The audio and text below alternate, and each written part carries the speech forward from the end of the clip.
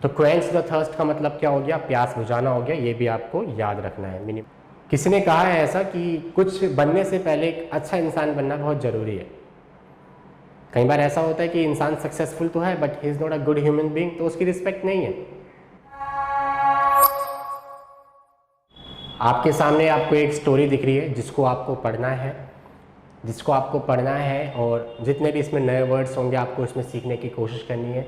बहुत बेसिक सी स्टोरी है, बहुत छोटी क्लास के लिए स्टोरी है, बट क्योंकि हम बिगिनर्स हैं तो बिगिनर्स के लिए उनको इस तरीके से पढ़ना चाहिए, छोटी छोटी स्टोरीज़ को पढ़ना चाहिए, जिससे उनको लगे कि हाँ चीज़ें उनको समझ भी आ रही है, और थोड़ा सा सेंटेंसेस का जो पैटर्न होगा थोड़ा सा नॉर्मल भी होगा वो, ताकि आपको चीज़ें आसानी से समझ आए।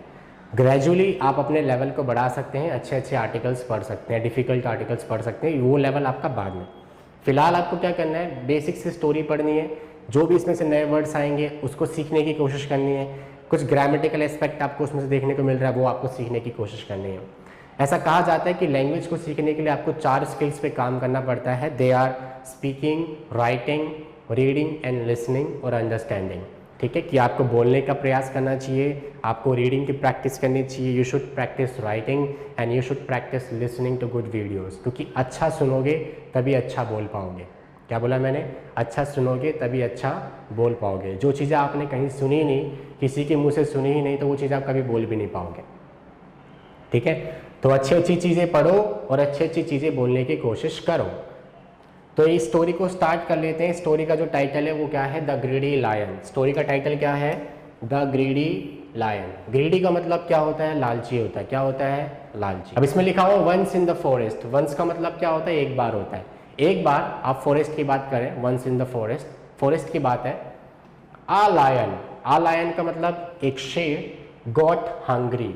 गॉट हंग्री कैसे लिखा, गॉट वर्ड कहाँ से बना होगा, गेट से बना होगा। गेट की सेकंड फॉर्म क्या रही होगी, गॉट रही होगी, कि उसे क्या लग गई, भूख लग गई, क्योंकि आप पास्ट की बात कर रहे हैं ना। और स्टोरी टेलिंग में इस बात को आपको ध्यान भी रखना है, जब आप स्टोरी किसी को बताते हैं या पढ़ते हैं तो जो उसमें टेंस का यूज होता है वो पास्ट टेंस यूज होता है, उसमें वर्ब की सेकंड फॉर्म इस्तेमाल की जाती है। तो उस लायन को क्या लग गई, भूख लग गई। कहानी है, एक बार फॉरेस्ट में एक लायन को भूख लगी। He started wandering around in the search of food. तो उसने क्या करा, उसने शुरू किया इधर उधर घूमना। किसके सर्च में, फूड की तलाश में, फूड को सर्च करने के लिए। इस वेंडर का मतलब हो गया इधर उधर घूमना। ठीक है, घूमना, क्योंकि उसको फूड खाना है, इस चक्कर में घूमना उसने स्टार्ट कर दिया। He started wandering around in the search of food. आगे लिखा हुआ है but he couldn't find anything due to which he was very sad. मगर उसे यार कुछ मिल नहीं पाया। कुड क्या होता है आपका, कैन का पास्ट टेंस, कैन का पास्ट होता है, कुड हम पास्ट के लिए यूज करते हैं। मगर उसे कुछ भी नहीं मिल सका ड्यू टू। ड्यू टू का मतलब क्या होता है, ड्यू टू का मतलब होता है के कारण। ड्यू टू का मतलब क्या होता है, के कारण।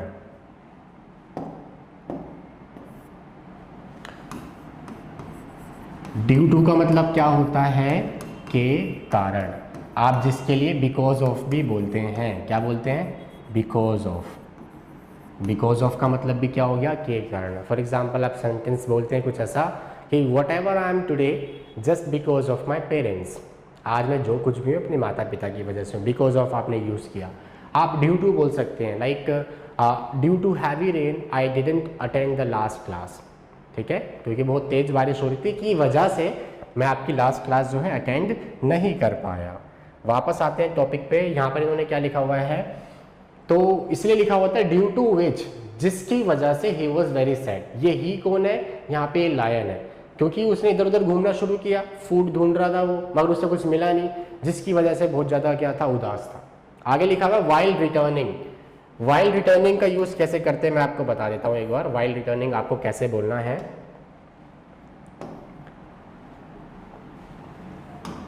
वाइल, वाइल का मतलब होता है के दौरान।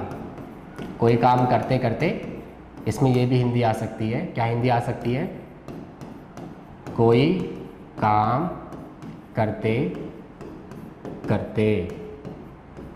पैटर्न क्या होगा, वाइल के बाद अगर कोई वर्ब आती है, वाइल के बाद अगर कोई वर्ब आती है तो उसमें आईएनजी ऐड कर देना। ठीक है, आईएनजी फॉर्म यूज कर देना। अगर वाइल के बाद कोई वर्ब आती है तो उसमें क्या ऐड कर देना, आईएनजी ऐड कर देना। कैसे बोलेंगे इसका, ऐसे कुछ सेंस आएगा, मैं बोलूंगा पढ़ते पढ़ते, इंग्लिश क्या होगी, पढ़ते पढ़ते को मुझे इंग्लिश में क्या बोलना चाहिए, पढ़ते पढ़ते को मुझे बोलना चाहिए वाइल स्टडिंग, क्या बोलना चाहिए, वाइल स्टडिंग। मुझे बोलना चाहिए बात करते करते, तो इंग्लिश क्या हो जाएगी, वाइल टॉकिंग। मुझे बोलना चाहिए चलते चलते, तो मुझे क्या बोलना चाहिए, वाइल वॉकिंग। खाना खाते खाते, तो मुझे बोलना चाहिए वाइल ईटिंग द फूड। इसके आगे आप कुछ नए ऐड करते हैं, ये आपको बात समझ आ गई वाइल मुझे कैसे यूज करना है।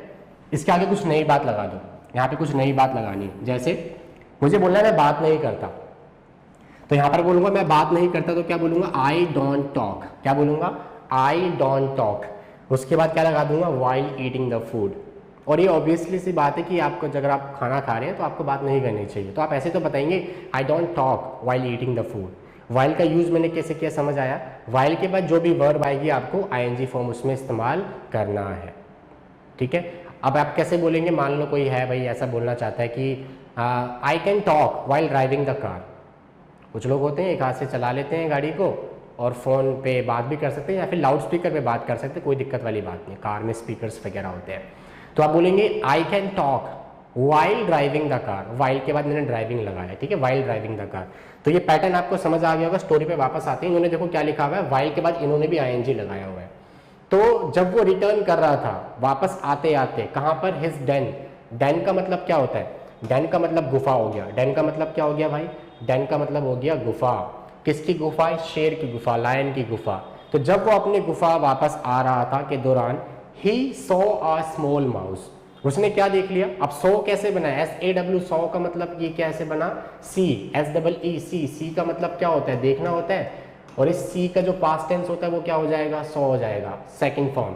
तो उसने क्या देख लिया, एक छोटा सा चूहा देख लिया, माउस देख लिया, स्मॉल माउस। कब, जब वो अपने डेन पे वापस आ रहा था। फिर फुल स्टॉप लग गया। व्हेन का मतलब अब यहाँ पर क्या आएगा, व्हेन का मतलब यहाँ पर जब है। आप बोलेंगे व्हेन का मतलब कब भी तो होता है, आपको ये जब कंफर्म करना है कब इसका मतलब कब होता है, कब इसका मतलब जब होता है, तो आपको इस सेंटेंस के लास्ट में चेक करना चाहिए क्वेश्चन मार्क लगा है, फुल स्टॉप लगा है। आप देखो क्या लगा हुआ है यहाँ पर, फुल स्टॉप लगा है। इट मीन्स वो आपसे कुछ पूछ नहीं रहे हैं, क्योंकि जब पूछते हैं तो क्वेश्चन मार्क का साइन आता है, पंक्चुएशन मार्क, क्योंकि फुल स्टॉप है मतलब पूछा नहीं जा रहा, तो इसका मतलब क्या निकलना चाहिए, जब निकलना चाहिए। When the lion was about to kill that mouse, तो जब वो लायन उस माउस को मारने वाला था, उसको जान से मारने वाला था, he saw a deer near his den, तो उसने भाई एक वहाँ पे हिरन भी देख लिया, उसकी गुफा के आसपास उसने क्या भी देख लिया, एक डियर, एक हिरन भी देख लिया, ठीक है, ठीक है। तो वो अपनी डेन पे वापस आ रहा था, वापस आते आते उसने क्या देखा, पहले छोटा सा चूहा देखा, उसको मारने वाला था, उसने क्या देख लिया, वहां पे डियर देख लिया। अब seeing this deer the lion thought, उस डियर को देख के उसने ये सोचा, the mouse is too small it can't quench my thirst. तो माउस जो है बहुत ज्यादा छोटा है, TOO मतलब बहुत ज्यादा छोटा है, इससे जो है मेरी भूख, मेरी जो प्यास है वो मिट नहीं सकती। क्वेंच, थर्स्ट का मतलब क्या हो गया, प्यास बुझाना। क्वेंच थर्स्ट का मतलब क्या हो गया, प्यास बुझाना।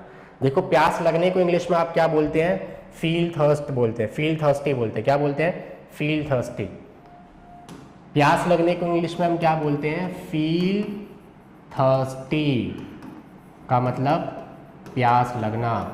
तो आप कभी बोलेंगे कि मुझे प्यास लग रही है, तो आप बोलेंगे आई एम फीलिंग थर्स्टी। मैं प्यासा हूं तो आप बोलेंगे आई एम थर्स्टी, क्योंकि सिर्फ थर्स्टी का मतलब क्या हो गया, प्यासा, जो कि मेरे पास एक एडजेक्टिव है और ये मेरे पास एक वर्ब है। इसी को अगर मैं नाउन बोलूँगा तो नाउन में क्या हो जाएगा, थर्स्ट, और थर्स्ट मतलब क्या हो जाएगा, सिर्फ प्यास को बोलेंगे, क्या बोलेंगे, प्यास।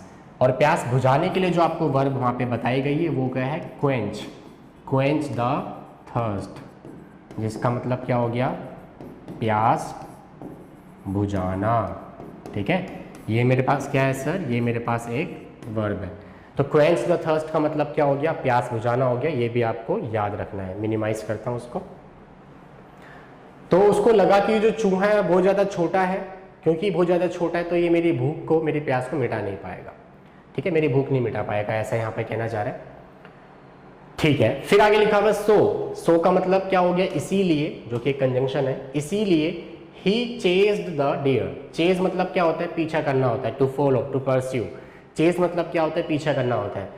चेज्ड क्यों लगा हुआ है, वर्ब की फिर से सेकंड फॉर्म आ गई है, पास्ट टेंस की आप बात कर रहे हो। तो उसने क्या किया, उस हिरण का पीछा किया, उसने क्या किया, उस हिरण का पीछा किया। अब आगे लिखा हुआ है he did his best to catch the deer, मतलब उसने अपनी पूरी जी जान लगा दी, पूरी अच्छे से कोशिश की, पूरा उसने एफर्ट किया क्या करने के लिए, उस डियर को पकड़ने के लिए। बट अनफॉर्चुनेटली ही कुडंट, मगर वो असौभाग्य रूप से ऐसा नहीं कर पाया, ये उसकी बदकिस्मती थी कि वो ऐसा वो नहीं कर पाया। एज अ रिजल्ट, तो उसका रिजल्ट पता है क्या निकला, ही बिकेम, बिकेम कैसे बना, बिकम से बना, बिकम होता है बनना, और बिकम की second form became, third form become, जैसे कम केम कम बन जाता है वैसे बिकम बिकेम बिकम बन जाता है। ही बिकेम वेरी डिसअपॉइंटेड, इस वजह से वो क्या हो गया, बहुत ज़्यादा निराश हो गया। डिसअपॉइंटेड मतलब निराश होना। तो यहाँ पे आपके पास ये स्टोरी क्या हो गई, खत्म हो गई। इसका मोरल क्या है, the moral of the story is that always be happy with what you have. बहुत अच्छी बात आपको बताई जा रही है यार, कि मोरल ये है स्टोरी का, आपको हमेशा खुश होना चाहिए जो भी आपके पास है, जो कुछ भी आपके पास है, जैसा भी है आपको उसके साथ खुश होना चाहिए। ज़्यादा के चक्कर में किसी को कम समझ के, किसी को छोटा समझ के, कभी ऐसा ना हो कि वो ज़्यादा पाने के चक्कर में जो आपके पास छोटी चीज़ थी वो भी आप खो दें।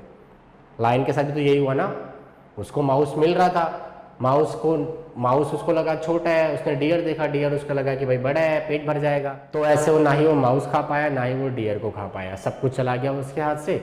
उसको अगर माउस को खाता कुछ तो मिल पाता मेरे भाई, कुछ भी नहीं मिल पाया। इसलिए आपको क्या होना चाहिए, always be happy with what you have और नेवर बी टू ग्रीडी, और आपको कभी भी इतना लालची इंसान नहीं होना चाहिए। बहुत ही ब्यूटीफुल मैसेज आपको दिया गया है और ऐसा है भी। मैं मानता हूँ कि आपके लाइफ में बहुत सारे करियर्स, आपके जो गोल्स हैं वो होंगे, कुछ ना कुछ आप लोग बनना चाहते होंगे। किसी ने कहा है ऐसा कि कुछ बनने से पहले एक अच्छा इंसान बनना बहुत ज़रूरी है। कई बार ऐसा होता है कि इंसान सक्सेसफुल तो है but he is not a good human being, तो उसकी रिस्पेक्ट नहीं है। आप कुछ भी बनो, you can be a doctor, you can be a teacher, you can be a cricketer, you can be anything, but before that try to be a good man, you will get a respect you deserve. तो वहाँ पर आपको सम्मान मिलता है और ये बात को आपको ध्यान में रखना है। अब आप क्या कर सकते हो, सिर्फ स्टोरी को पढ़ना काफ़ी नहीं था, मैंने बहुत बेसिक आपको स्टोरी पढ़ाई है। आपको क्या करना है, क्योंकि आपको स्टोरी कुछ ना कुछ तो समझ आई होगी, ठीक है, कुछ लाइनें याद रही होगी, एक बार इसको और भी पढ़ सकते हैं आप लोग, वीडियो को पॉज करके एक बार और भी पढ़ सकते हैं। पढ़ लिया, अब इसके बाद आपको क्या करना है, इसको रिकॉर्ड करने की कोशिश करनी है, ठीक है। आपकी यही तो कंप्लेन होती है ना कि सर हमारे पास कोई है नहीं बात करने के लिए, हम कैसे किसी से बात करें, मतलब कोई ठीक करने वाला नहीं है। And I am not going to any tuition coaching centres, कहीं नहीं जा रहा हूँ, मैं घर पर ही हूँ। अपने फ़ोन पे रिकॉर्डिंग कर सकते हो यार, कोई दिक्कत नहीं है। रिकॉर्डर ऑन करो और ये पूरी स्टोरी सुनाने की कोशिश करो अपने वर्ड्स में। जरूरी नहीं है सेम वर्ड्स होने चाहिए, अपने ही वर्ड्स में स्टोरी को आप सुनाने की कोशिश कर सकते हो। बाद में आप सुन सकते हो फिर उस ऑडियो को, आपको पता चलेगा आप कैसे बोल रहे हो, क्या गलती कर रहे हो, बाद में ऑब्जर्व कर सकते हो।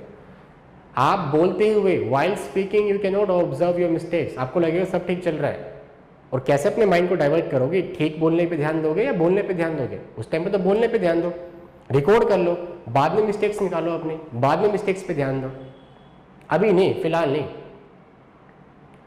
या फिर इससे अच्छा जो ऑप्शन है ये है, आप अपनी वीडियो रिकॉर्ड कर सकते हो। जैसे अपनी वीडियो रिकॉर्ड करोगे तो आप अपनी बॉडी लैंग्वेज भी देख पाओगे, अपने फेस के एक्सप्रेशंस भी देख पाओगे, हैंड जेस्चर्स, हाथों को कैसे यूज़ करो, ये सारी बातें आप देख पाओगे, जो कि मैटर करती है। क्योंकि जब आप किसी के सामने बोलोगे ये सारी चीज़ें मैटर करती हैं। वीडियो बनाओ, अच्छे से आपको दिखेगा। वीडियो आपने बनाई, अपने आप को देखा, आपने अच्छी लगी, ठीक है, वरना डिलीट कर दी, एक बार दोबारा बोलने की कोशिश कर ली।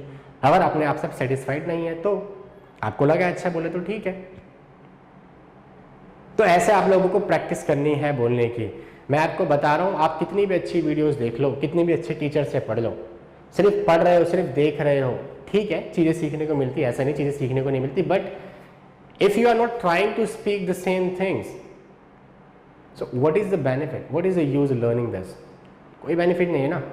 बोलने की कोशिश तो करो, आपको पूरा पैकेज फॉलो करना है ना, राइटिंग पे भी फोकस करना है, रीडिंग पे भी फोकस करना है, स्पीकिंग पे भी फोकस करना है, लिसनिंग पे भी फोकस करना है।